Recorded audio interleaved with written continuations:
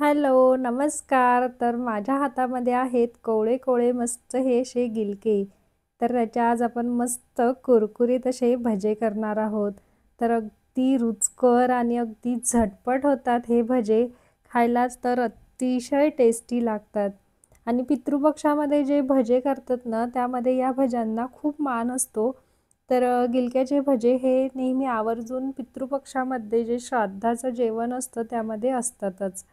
तर गिलक्यांना तुमच्या भागामध्ये काय म्हणतात हे मला कमेंटद्वारे नक्की सांगा.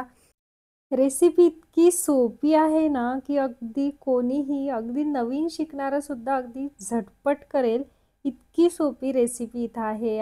आणि विशेष म्हणजे अगदी कमीत कमी साहित्यामध्ये अगदी झटपट पाऊस पडत असताना सुद्धा तुम्ही जे चटपटीत खावंसं वाटलं किंवा एखाद्या वेळेस संध्याकाळी स्नॅक्स म्हणून खावेसे वाटले तरी बनवू शकतात असे हे कुरकुरीत भजे होतात.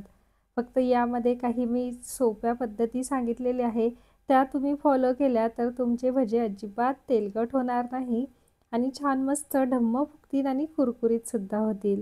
त्यासाठी व्हिडिओ पूर्ण शेवटपर्यंत बघा. रेसिपी आवडल्यास लाईक करा, शेअर करा आणि कमेंट करा. चला तर मग. तर सुरुवातीला हे गिलके असे छान धुवून घेतलेत आणि असे पातळ पातळ याचे असे काप करून घ्यायचे आहे. तर खूप जास्त जाड किंवा खूप जास्त पातळ असे काप केलेले नाही. तर बघा मीडियम साईजचे केलेले आहे. आणि असे छान धारदार सुरीने किंवा विळीने केले ना तर अगदी परफेक्ट असे काप होतात. आणि हे गिलके आहेत ना हे छान मस्त असे कवळे होते, खूप जास्त असे वजनाला हलके नव्हते. तर अशा प्रकारे सगळ्या गिलक्यांचे असे मी गोल गोल काप करून घेतलेत आता.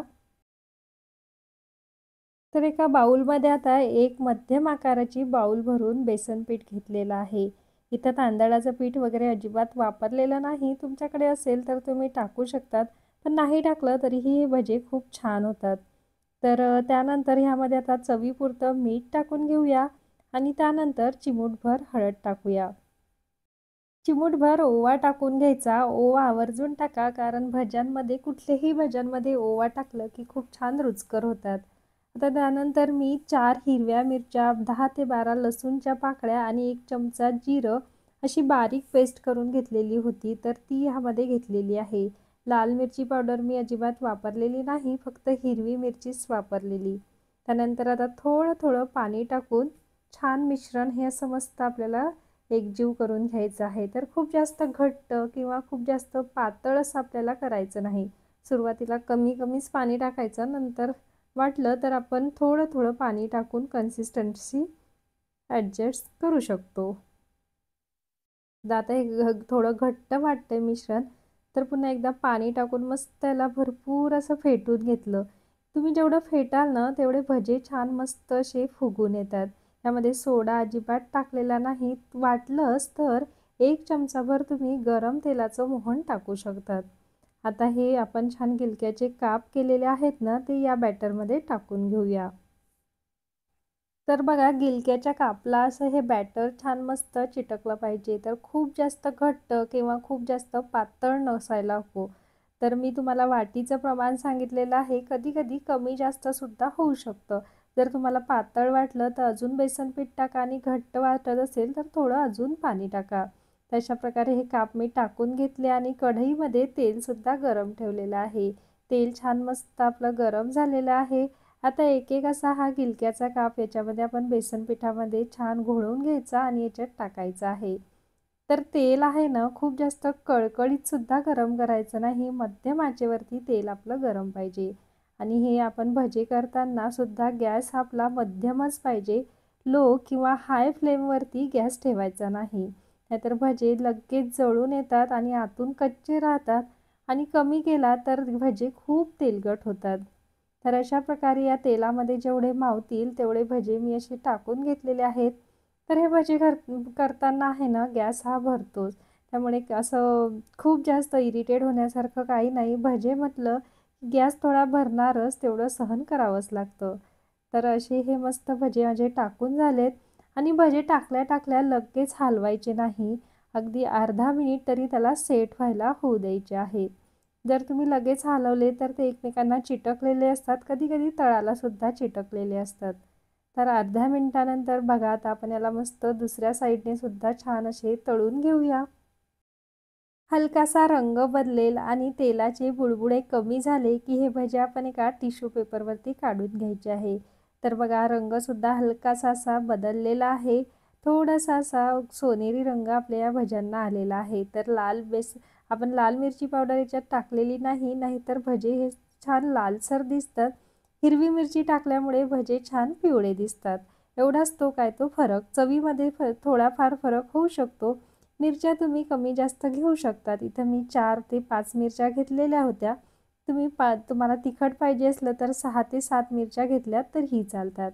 तर अशा प्रकारे मस्त आपले हे कुरकुरीत भजे तयार झालेले आहेत. अशाच प्रकारे सगळे भजे मी तळून घेतलेत. आता बघा दुसरा घाणासुद्धा मी यामध्ये टाकलेला आहे आणि वा काय सुरेख असे मस्त दिसायला झालेले आहेत तुम्हाला सांगू. इतका छान सुगंध पसरलेला आहे. तर अशी ही दुसरी बॅचसुद्धा माझी आता मस्त तयार झालेली आहे. बघा किती पटकन भजे असे वर आलेले आहेत. मी सांगितलं ना तुम्हाला की लगेच झारा याला लावायचा नाही. अगदी अर्धा मिनटं होऊ द्यायचा आणि नंतर दुसऱ्या साईडने परतून घ्यायचे.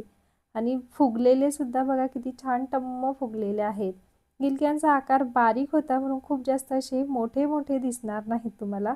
बारीक बारीक आहेत. जर गिलके तुमचे आकाराने मोठे असले तर भजे छान मोठे दिसतील आणि बारीक असले तर ते बारीक दिसतात. तर असे हे मस्त टम्म फुगलेले आणि कमीत कमी ऑइली असे हे आपले भजे तयार झालेले आहे. तर तुम्ही फक्त हे भजे करताना एक लक्षात ठेवा की या भज्यांमध्ये अगदी थोडंसं 1 ते 2 चमचा पोहे खायचा. गरम कळकळीत तेल टाका बॅटरमध्ये. सोडा वगैरे टाकायची गरज नाही आणि छान फुगण्यासाठी हे बॅटर आहे ना छान मस्त असं फेटून घ्या 1 मिनिट तरी. तर ही नक्की करून बघा अशा प्रकारे की बॅटर फेटायचं आणि गरम तेलाचं तुमचे भजे कसे होतात हे मला कमेंटद्वारे नक्की सांगा. तर अशी ही आपली दुसरी बॅचसुद्धा रेडी झालेली आहे. तर वा काय सुरेख भजे झालेले आहेत ना बघा किती सुंदर झालेले आहे आणि तेलकटसुद्धा अजिबात दिसत नाही. तर मस्त असे हे गरमागरम भजे आणि त्यासोबत मस्त मीठ लावलेली तळलेली हिरवी मिरची किंवा सॉससोबतही हे खूप छान लागतात. तुम्ही अगदी कसेही खाऊ शकतात. तुम्ही कसेही खाल्ले तरी ते चवीला रुचकरच होतात. तर अशा प्रकारे ही रेसिपी तुम्ही करून बघा आणि तुमच्या मित्रपरिवारांसोबत शेअर करा. तर पुन्हा भेटूया नवीन अशाच एका रेसिपीसोबत. तोपर्यंत खात राहा, मस्त राहा. धन्यवाद. Bye bye.